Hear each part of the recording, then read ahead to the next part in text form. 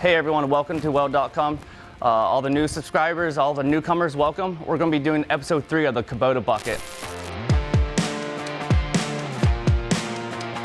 Step 1 is going to be, or problem 1 is going to be, we got a little curve in our knife edge, the bottom of the bucket. So we got to get that out. So we're going to add some snifters, like angle I'm going to use, 5 or 6 pieces.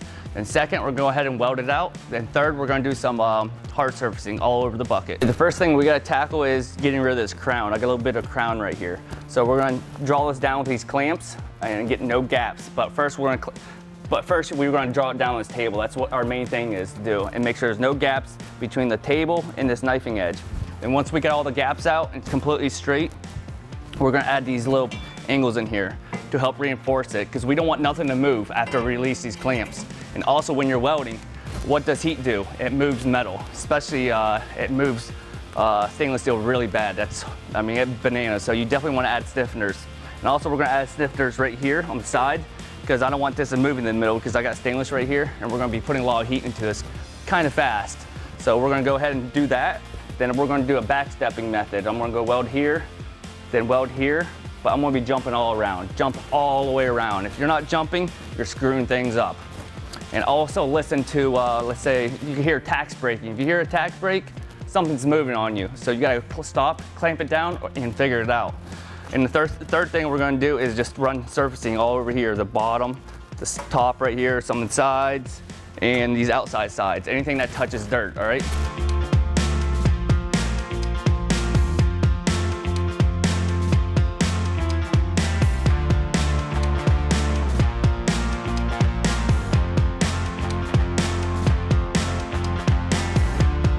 All right, so we get all the stiffeners in, we're all good here. I'm gonna leave the clamps on.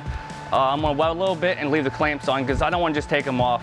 I wanna use every advantage as I can to keep everything straight. So our next step is we're gonna go ahead and weld this all the way out. Jump around, you have to jump around. All right, the third thing is we're going to wear a mask. You got CR6, that's very bad for your health and fumes. So you see I'm wearing a mask because I'm gonna be doing a lot of welding. And also I'm using a fume extractor gun, just a benzo fume extractor gun. Nice and simple. This will keep probably 90% of the smoke down. So yeah, always be safe when you're welding stainless steel.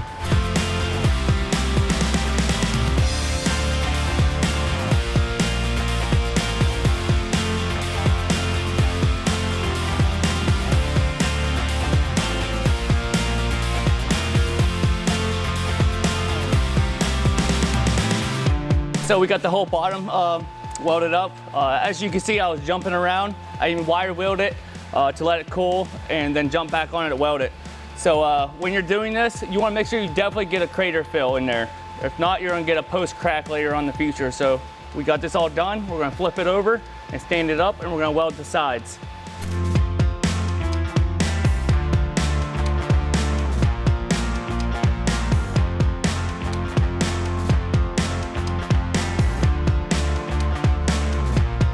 We got this all welded out.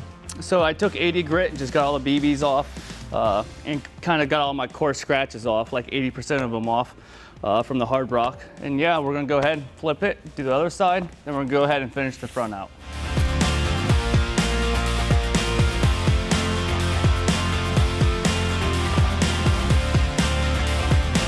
All right, we got good colors here. There's no sign of overheating. So if you look right here very closely, you can see this is overheated a little bit, but it's not that critical. We're not doing important work.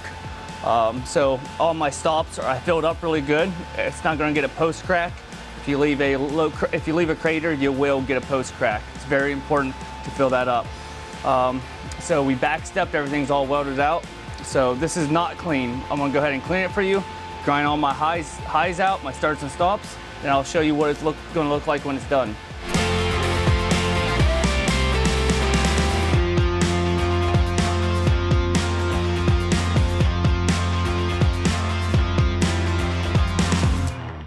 So I'm quickly wire brushing this, getting all the smoke off, all the color off.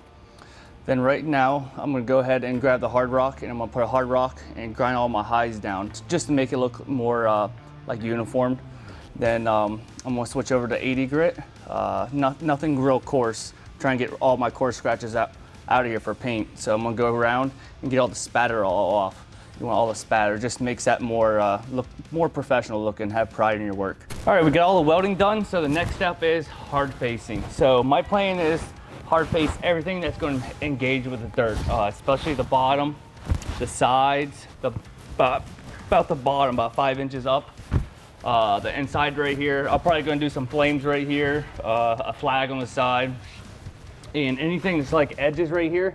You want to definitely put some hard facing on it, because it's going to take, the edges are going to really take a beating. So you want to definitely hit that. I'm going to do lines, like really tight lines every ½ inch or inch, basically like a checkerboard. I'm going to kind of checkerboard it all. But yeah, that's it. We're going to hard face it all, and that'd be our last step. So I'm just going to take my tape measure, mark it inch apart all the way across until until I get to the end of the bucket. Same thing on the other sides. So I'm just going to take my straight edge and a soapstone and just connect the lines all the way across. Then I'm going to go ahead and we're going 45 or go 90 from that, and we're going to just do the same thing. Mark our 1 inches and take our straight edge or your level, and then just connect the lines again.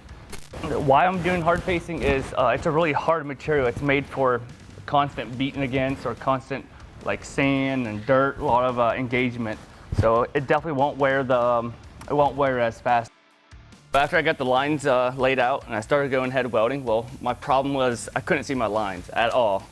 So I'm like fighting that for like, I don't know, first ½ hour of welding. Then I thought of this ideal right here, is just put magnets right here holding this and just kind of follow this edge.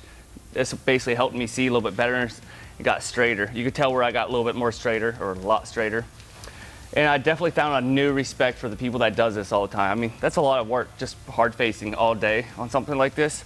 We're gonna first switch over to one of these sides, then we're gonna lay it out with soapstone, then we're gonna go ahead and weld it. But I'm about out of that hard facing wire. We're gonna switch over to 309 SI wire. Actually, believe it or not, Bowler wire 309 is actually for buttering too, it says.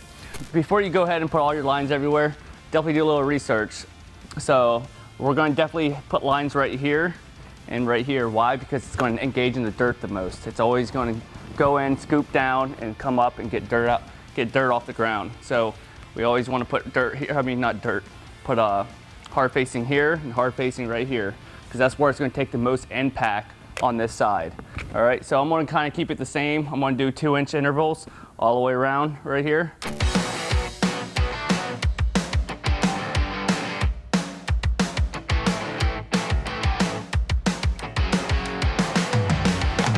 So I want to clarify what disc I've been using on this video. Just letting you guys know, just for your information, your help. So I'm using this to cut off bars. This is a steel inox disc from Ferg. If I got like a high weld or a high tack I gotta remove, I use this CC grind. It's pretty aggressive, so it's got like 3 sandpapers right here, 36 grit, then you got this hard rock. You get hit this way or this way into the metal. So I like that. That's also by Ferg. When I got like grind a little tack away, I want something thin, I've been using this right here, just a little steel 1/8-inch hard rock. What else have I been using? I've been using this brush right here, this Ferg stainless steel wire brush. I like using this because it's up at an angle. I don't have to raise my arm up as much. And if I got any coarse scratches, I put a lot in. I jump over to this 80 grit right here on this backing pad. I have no idea where the backing pad is, but that's it right there, 80 grit backing pad. There it is, right there. That's an 80 grit backing pad. I do that to take any coarse scratches out, the 36 grit I put in. So yeah. All right, so we got these sides all done, the bottom all done. So we're gonna go ahead and just cut these off with a buckeye wheel or cut-off wheel and just get all this out. You'll probably see this jump down a little bit, but it's gonna be all right because we're gonna put heat up here and it's gonna kind of move back up.